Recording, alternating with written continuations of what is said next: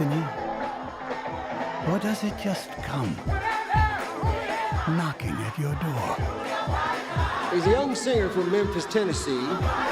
Give him a warm hayride welcome, Mr. Elvis Presley.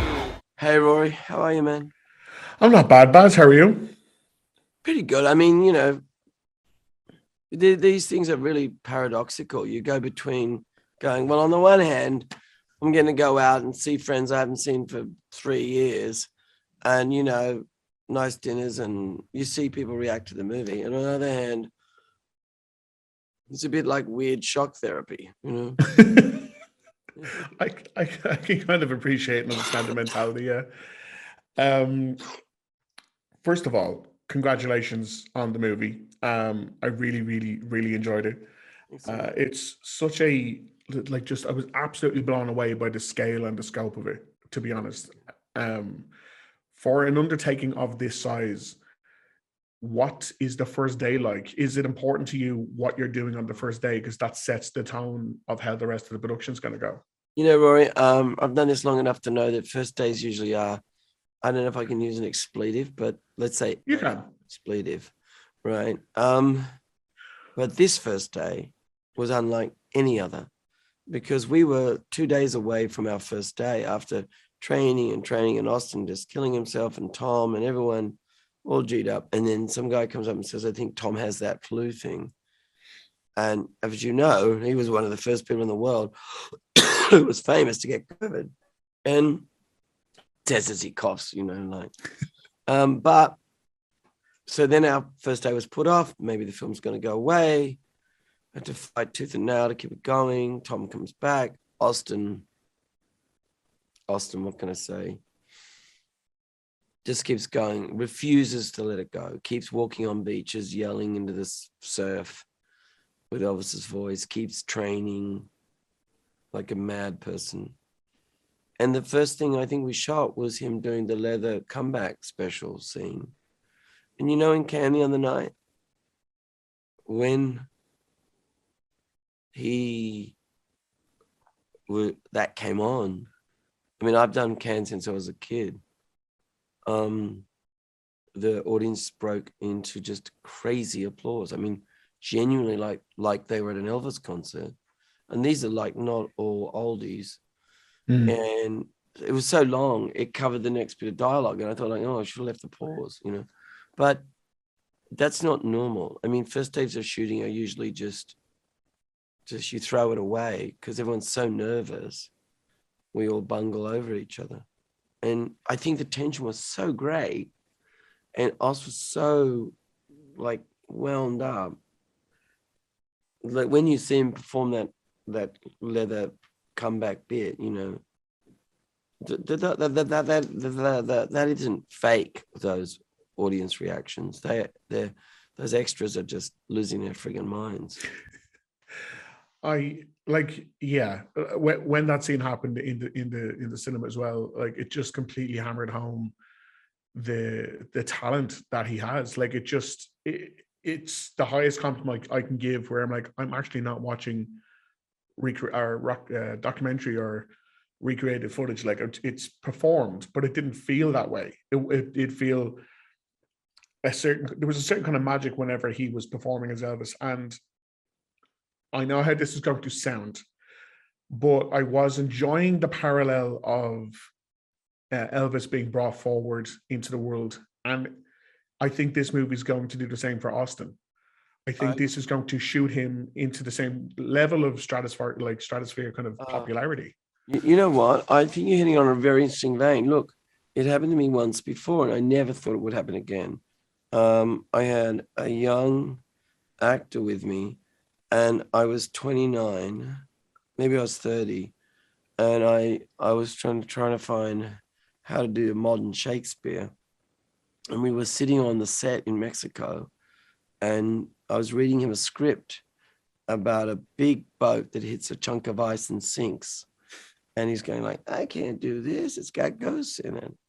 And then this really happened. We made the film. It was called Romeo and Juliet. And we were in London. We were in London on the PR tour, just like now. And we were crossing a road, and there were girls screaming, just yelling like screaming. And I'm starting to see it happen with Austin. And I think the incredible parallels between Austin, I mean, his own journey, losing his mum at the same year as Elvis, that there's some sort of spiritual, like Austin is like that anyway. He's got this incredible, vulnerable heart. He's sort of robust, he's strong, but he has an effect on, even before anyone knew who he was. We were in Nashville recording in churches and stuff. And I remember we went to a cafe just on the side of the road, and a waitress came out and was asking, he just looked up, and there's this famous photo of Elvis at a cafe, and he just asked for the coffee in the nicest way. And, always makes people feel you're the only person in the room. He doesn't try to do it, he just does. And it reminded me of that photo. He has this effect on people, not just girls, but everyone. They just love him. I mean, they just do. Yeah, like it comes across on the screen. There is there's an innate likability that comes, like a charisma that doesn't seem in any way harmful at all. Like it just, You I do can't appreciate. manufacture it. I mean, I'm not, I don't have any, like, I'm old enough and done enough. I don't need to be out there going like, Austin Butler has charisma. Like, you cannot manufacture that. It's just happened. I mean, even the fact that I found him, I just never thought I'd find somebody who could play Elvis. But it's Austin Elvis, you know what I mean? Like, what he's managed to do, and even why Priscilla is so on board with his performance, is he's humanized Elvis. And you can't tell where Austin begins and Elvis stops. There's some simpatico between the spirit of the two people. For this, obviously you had the Get Down in between, but it's actually been 9 years since The Great Gatsby. What is it about specific projects, not necessarily this one in particular, but maybe this one in particular, that you're like, this is what I'm deciding to do next?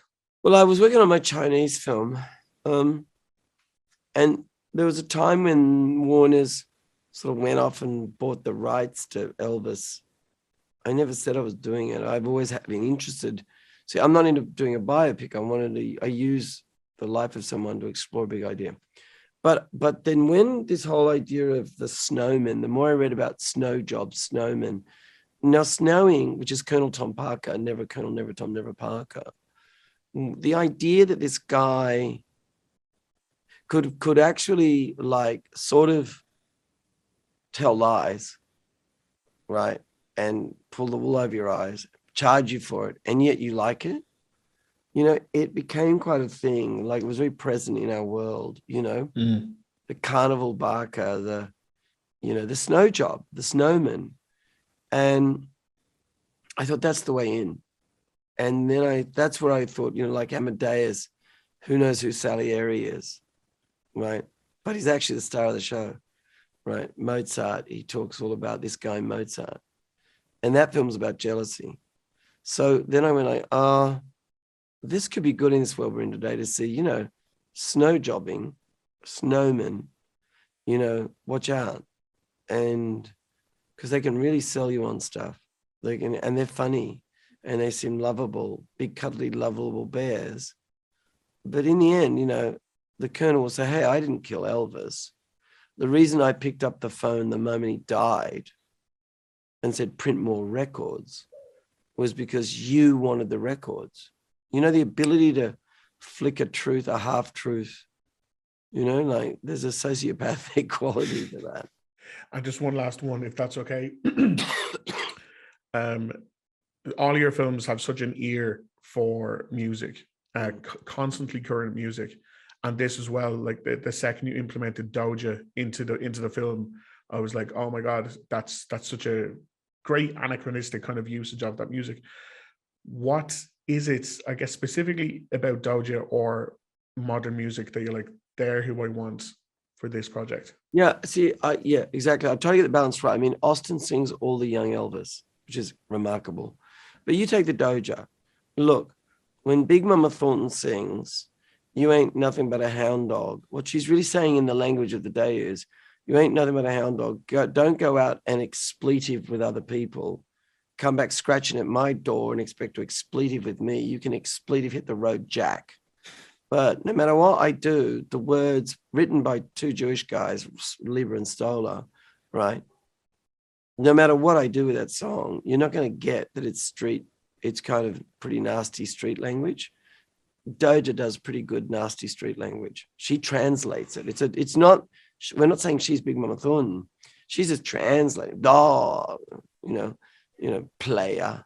Dog. I mean the one that isn't PC, the one that's got the real language in it, is as hard as languaged as the original. Yeah. Fantastic. Baz, I could talk to you all day about this film, but unfortunately time has gone up. Thank you so much for your time today. This can all be over in a flash.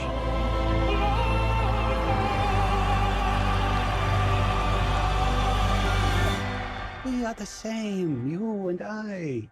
We are two odd, lonely children reaching for eternity.